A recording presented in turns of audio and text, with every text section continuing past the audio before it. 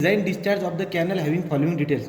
Transit loss दिले 18%चे, नंतर टाईम फॅक्टर दिला आहे 0.7चा, ट्रान्झिट लॉस 18%, टाईम फॅक्टर 0.7, कॅपॅसिटी फॅक्टर 0.8, या एवढा डेटा दिलेला आहे. बरं का. तो तुम्हाला बघा एरिया इरिगेटेड दिला आहे हेक्टरमध्ये आणि ड्युटी पण दिलेली आहे. तुम्हाला एक बात सांगतो, लक्षात घ्या. यांनी आपल्याला काय फाइंड आउट करायला लावलं आहे? Design discharge. तो डिझाईन डिस्चार्ज एरियाला बोलतो आपण डिझाईन. हा कसा काढतो माहिती आहे का? Q max divide by factor factor of shifting. Okay. तर तुम्हाला डिझाईन भेटेल. पण आता प्रश्न असा आहे की जर क्यूमॅक्स कसं काढायचा? तुम्हाला जर एरिया दिलेला आहे, ड्युटी दिला आहे, एरिया डिवाइड बाय ड्युटी जर केलं तर तुम्हाला भेटून जाईल डिस्चार्ज. काय भेटून जाईल तुम्हाला? डिस्चार्ज. मला लक्षात. तो एरिया डिवाइड बाय ड्युटी करून आपल्याला डिस्चार्ज भेटून जाईल. मग आपण डिस्चार्ज काढून टाकू आणि डिस्चार्जमध्ये सगळ्यात मोठा डिस्चार्ज जो येईल ना त्याला डिवाइड बाय हे सगळे फॅक्टर करून टाकू. अशा पद्धतीने तुम्हाला ते 6 मार्क भेटून जातील. ओके. मग एक एक घेऊ. जसं की पहिला घेतला sugar cane 1 number.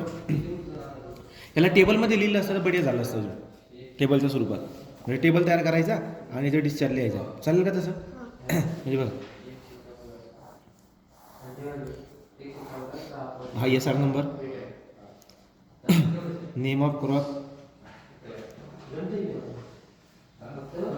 Area, duty, ठीक आहे. आणि इथं काय लिहायचं? डिस्चार्ज. इथं काय लिहायचं? Discharge. Okay. SR number 1, 2, 3, 4, 5. Sugar cane, rice, kharif season ना, हा चार्ट दिलेला असतो ना तिथं. हां, बाजरी, खरीप सीझन. नंतर व्हीट. पॉज करून घे. तो आता हे झाले तुम्हाला शुगर केन, राईस, बाजरी, व्हीट, व्हेजिटेबल हे पिकं दिलेली आहेत आणि सोबत त्यांचा एरिया बी दिलेला आहे आणि ड्युटी बी दिली आहे. म्हणजे बराचसा डाटा दिलेला आहे. ओके. तरी पॉज करा. डिस्चार्ज काढतात A/D करून. A/D करा ना तर पटपट. कॅल्क्युलेटर असेल त्याच्या मला काय करायचं? A/D 350 डिवाइड बाय 700 किती आला? 0.5. किती आला? 0.5. या पुढचं 150 डिवाइड बाय 600. 150 डिवाइड बाय 600 किती आलं? 0.25. ओके. पुढे बघा, 600 divide by 1500 0.4. 1200 divide by 1800. 1200 divide by 1800 किती आलं? 0.67. पुढे काय? 400 डिवाइड बाय 800 द्या 0.5. समजलं का? हे डिस्चार्ज. आता एक खरीप रब्बीचा संबंध आहे का कसा आहे सांगतो आता. शुगर केन किती टाईमसाठी राहते? सगळ्या सीझनमध्ये राहते. खरीप रब्बी सगळ्यांमध्ये टाईमच तेवढा येतो, म्हणजे सगळ्यात राहील. खरीप सीझनमध्ये कोण आहे?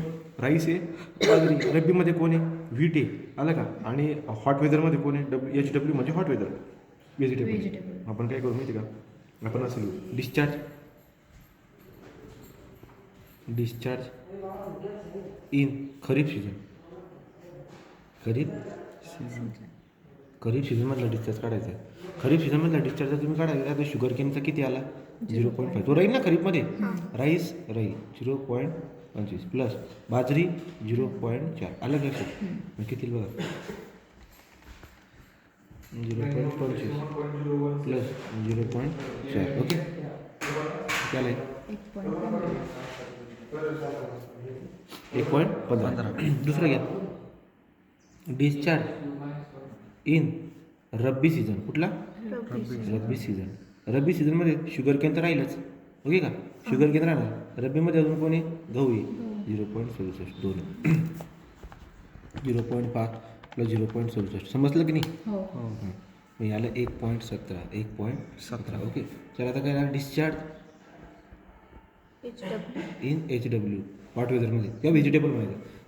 HW okay. 0.5 तर राहणारच आहे. आणि याचं किती आहे? 0.5 म्हणजे किती आला? 1. हे सगळ्यात मोठा कोण आहे? क्यूमॅक्स किती आला मग? क्यूमॅक्स बरोबर 1.17. ओके. 1.17. मग तुम्हाला काय आहे? Q design. मग क्यू डिझाईन काय माहिती आहे का?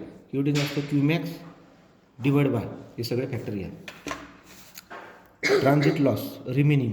ट्रान्झिट लॉस रिमेनिंग शब्द वापरायचा. ट्रान्झिट लॉस रिमेनिंग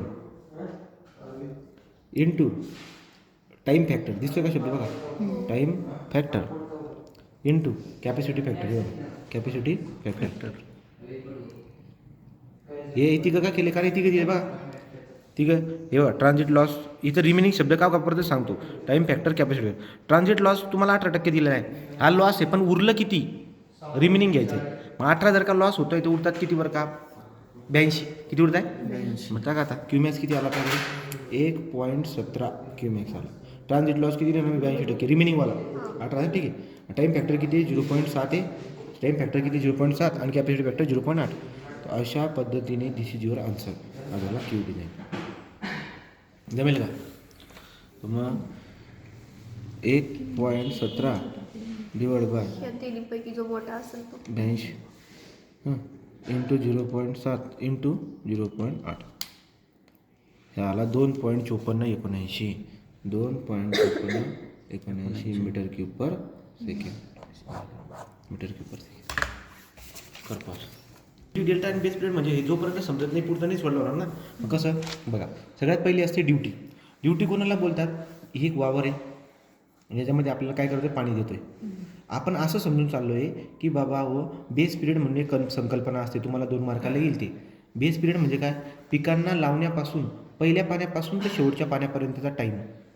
तुम्ही वावरामध्ये बी पेरली पण पेरतात लगेच पाणी नाही देणार. 1-2 तास जास्त होईल किंवा 1-2 दिवसानंतर मी पाणी देतो समजा. तर पहिल्या पाण्यापासून तर कापण्याच्या अगोदर शेवटचं पाणी जे दिलेलं आहे ना त्या टाईमला बोलतो आपण बेस पिरियड. त्याला काय बोलतो आपण या बेस पिरियडमध्ये तुम्ही पाणी देतात पिकांना. तर पिकांना जे पाणी देत आहेत तुम्ही असं माना की तुम्ही 1 मीटर क्यूब पर सेकंड या रेटने देतात कंटिन्युअसली. म्हणजे प्रत्येक सेकंदाला पाणी किती जाते वावरामध्ये 1 मीटर क्यूब. मग प्रत्येक सेकंदाला 1 मीटर क्यूब एवढं पाणी जर का तुम्ही पाठवत असणार तर या बेस पिरियडमध्ये किती एरिया इरिगेट होणार. इरिगेट होणार म्हणजे सिंचन होणार लागवड होणार. किती कळालं का. तो बेस पिरियड एवढ्या time पिरियडसाठी 1 metre cube per second या डिस्चार्जने किंवा या रेटने जर तुम्ही वावरामध्ये पाणी देत गेलात तर किती एरिया इरिगेट होईल त्याला बोलतात ड्युटी. त्याला काय बोलतात याचा अर्थ ड्युटी काय आहे एक एरिया आहे. ड्युटी काय एक तो duty is a area irrigated per metre cube per second discharge per metre cube per second. 1 metre cube per second या डिस्चार्जने किती एरिया इरिगेट केला त्याला बोलतो आपण ड्युटी. त्याला काय बोलतो आपण ड्युटी. ओके. आता ती ड्युटी आहे. तो ड्युटी डेल्टा आणि बेस पिरियड. मग ड्युटी कळाली. आता डेल्टा म्हणजे काय एखाद्या पिकाला आपण कंटिन्युअसली पाणी देतोय. जेवढं बी पाणी तुम्ही देताय हे वावर आहे समजा हे वावर आहे बरं का आणि तुम्ही पिकांना काय करतात पाणी देतात. आता तुम्ही जेवढं पाणी दिलं समजा तुम्हाला माहिती आहे पाणी किती दिले किती व्हॅल्यूमचं दिले. या सगळ्या पाण्याला जर काय एरियामध्ये जर का डिवाईड करून टाकलं ना असं समजा तुम्ही या वावराला जेवढं पाणी दिलेलं आहे ते पाणी तुम्हाला माहिती किती येते. टाकी भरून ठेवली तुम्ही फुल एवढं पाणी दिलं होतं. मग याच टाकीला जर का पुन्हा जर या वावरामध्ये जर पसरून टाकलं तुम्ही तर काहीतरी डेप्थपर्यंत पाणी बसेल ना. त्याला बोलतात डेल्टा. तो डेल्टा असते डेप्थ. ड्युटी असतो एरिया. कळलं का. ड्युटी काय असतं एरिया. डेल्टा काय असते डेप्थ ऑफ वॉटर. आणि बेस पिरियड म्हणजे काय पहिल्या पाण्यापासून तर शेवटच्या. ओके. मग आता आपण यांच्यामध्ये रिलेशनशिप सांगणार आहोत. कसं सांगायचं बघा. तो सगळं उत्तराचा बाण मारला मी. डी म्हणजे ड्युटी. ड्युटी इन कशामध्ये एरिया हेक्टर पर cumec. 1 metre cube per second आहे ना याच्यालाच बोलतात क्यूमेक. हेक्टर पर क्यूमेकमध्ये ड्युटी मोजणार मी. नंतर डेल्टा कसं दाखवतात बघा त्रिकोणाने. डेल्टा कशामध्ये मोजतात डेल्टा इन मीटर. ओके. नंतर पुढे आपल्याकडे बी काय बेस पिरियड. बेस पिरियड कशामध्ये मोजणार डेजमध्ये. Base period in days okay. तो डेजमध्ये आपण बेस पिरियड मेजर करणार. मग या प्रकार आता पुढं काय तो B is a base period in the day. आपण जर आता बघायला गेलो तर तुमच्याकडे लक्षामध्ये येईल काय की एक फॉर्म्युला असतो आपल्याकडे डिस्चार्जचा. कुठला use volume is equal to discharge into time. व्हॅल्यूमचा फॉर्म्युला काय असतो डिस्चार्ज इंटू टाईम. मला सांगा बाळांनो व्हॅल्यूचं नव्हतं तुम्ही डिस्चार्ज किती देणार आहे वावराला पाणी किती डिस्चार्ज देणार आहे 1 मीटर क्यूब. कितीने 1 मीटर क्यूब. आणि टाईम किती असणार आहे अख्खा बेस पिरियड किती म्हणजे बी डेज. किती डेज बी डेज. टाईम किती राहणार बेस पिरियड एवढा डे म्हणजे बी डेज म्हणजे काहीतरी दिवस आहे बाबा. मग किती दिवस आहे बी डेज. दिवसामध्ये देणार तुम्ही पण किती दिवसासाठी बी डेज म्हणजे बेस पिरियड जे ना एवढ्या टाईमसाठी तो क्यू आला 1 आणि टी बेस पिरियड आला. बरं मग पुढे चला व्हॅल्यूम इज इक्वल टू 1 ठीक आहे. बेसचा बी राहू द्या पण 1 दिवस म्हणजे किती सेकंद मला सेकंडमध्ये काढायचं आहे. 1 दिवस म्हणजे किती सेकंद हे बघा 1 दिवस म्हणजे 24 तास. तो 24 तास म्हणजे किती 3600 सेकंद. कळालं का. म्हणून 1 दिवसाला 24 × 36 लिहितो मी. हे झालं इक्वेशन नंबर 1. इक्वेशन नंबर 1 झालं. नाव ठीक आहे. आता व्हॅल्यूमला आपण दुसऱ्या टर्ममध्ये बी काढतो. कोणतं बरं का व्हॅल्यूम इज इक्वल टू तुम्हाला area into delta. Area into delta area आणि डेल्टा या दोघांचा गुणाकार जर तुम्ही केला तर व्हॅल्यू भेटून जाईल ना तुम्हाला. समजते का? एरिया हा पूर्ण एरिया आणि त्याची थिकनेस म्हणजे व्हॅल्यू भेटून जाईल. हा पण एक फॉर्म्युला आहे. मग व्हॅल्यूम इज इक्वल टू मला सांगा एरिया. एरिया किती एरिया आहे? एरिया किती आहे तुमच्याकडे? D area. जसं की ते दिवस किती होते? बी दिवस. एरिया किती आहे? काहीतरी असेल बाबा, मी लिहितो डी हेक्टर. किती hectare? D hectare. D hectare एवढा एरिया आहे आपल्याकडे. ठीक आहे. आणि डेल्टा किती आहे? डेल्टा आहे. डेल्टाला डेल्टा राहू देतो मीटरमध्ये. परत पुढे जातो. डी तर ठीक आहे, पण हेक्टर म्हणजे किती? 10⁴. 10⁴ आणि हा डेल्टा झाला.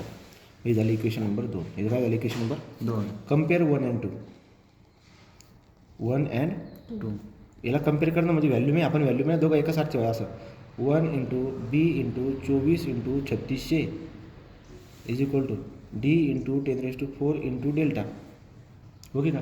याला जर तुम्ही सॉल्व केलं बाळांनो तर येईल D is equal to duty बरं का 8.64 B/डेल्टा.